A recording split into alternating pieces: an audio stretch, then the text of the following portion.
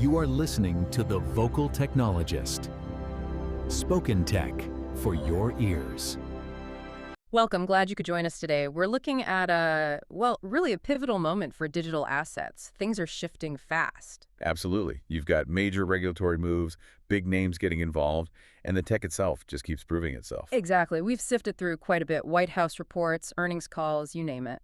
The goal here is to pull out what you really need to know, sort of the key takeaways. Sounds good. Where should we start? Regulation seems like the big headline recently. Yeah, let's kick off there. That White House President's Working Group report. Right. 168 pages. It feels like a real step towards legitimacy. They even mentioned a regulatory Bible. What's your read on the core message? Well, it's definitely detailed, and I think forward-thinking. They're pushing Congress to confirm self-custody rights, which is huge for individual holders. Right, owning your own keys. Crucial. Crucial. And they want the CFTC overseeing spot non-security tokens. That helps clear up who's in charge of what. Okay. Jurisdictional clarity. Makes sense. And importantly, directing the Treasury to manage this forfeiture-funded crypto reserve, think BTC, XRP, SOL, ADA, but, and this is key, without taxpayer money. Ah, so funded from seized assets, not taxes. Exactly. It signals, I think, a much more mature, integrated way of handling these assets within the existing system. It's less Wild West. Okay. And following that, we saw the SEC move too, right? Approving in-kind creation and redemption for all the spot Bitcoin and Ethereum ETFs. That seemed like a pretty big crypto-friendly policy shift under the new chair, Paul Atkins. Oh, absolutely huge.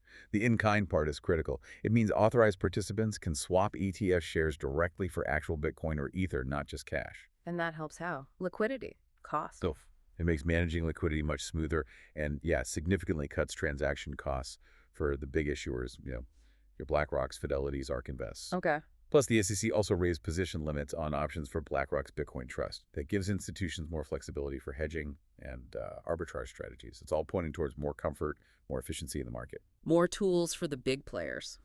Got it. Let's shift gears a bit to mainstream adoption. The JPMorgan Chase and Coinbase partnership. That feels like a major signal. It really is. Think about it. Chase customers linking bank accounts right to Coinbase, transferring ultimate rewards points one-to-one. Wow, one-to-one points transfer. That's direct. Yeah. And funding Coinbase with Chase credit cards.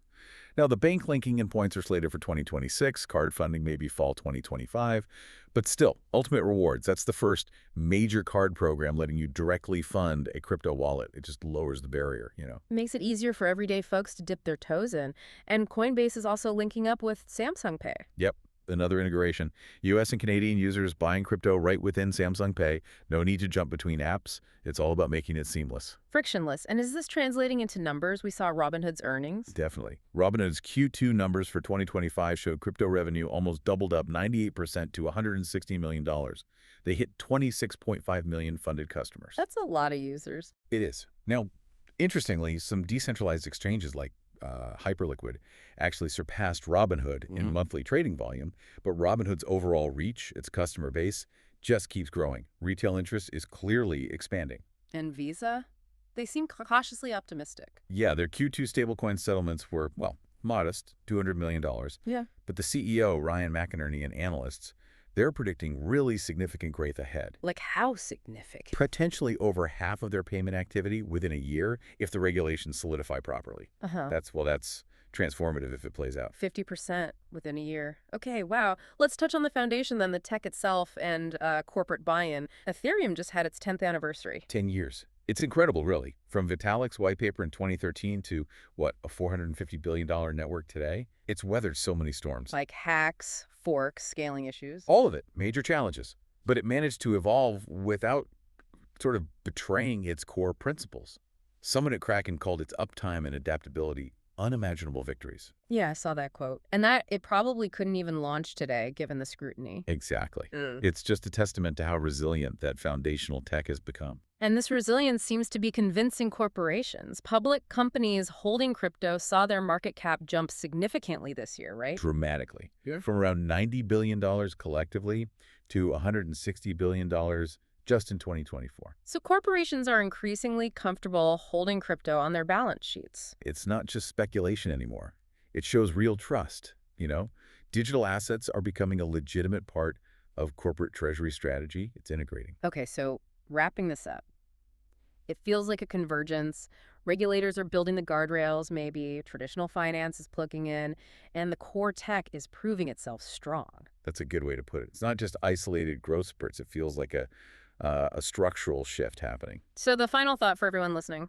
Right. With all this integration happening so fast, mainstream finance, everyday tech, maybe ask yourself, how is this likely to change your own financial world in the next, say, 1 to 5 years? And just how quickly will all this digital payment activity really start to change what we even think of as money? Something to mull over. Spoken Tech for your ears.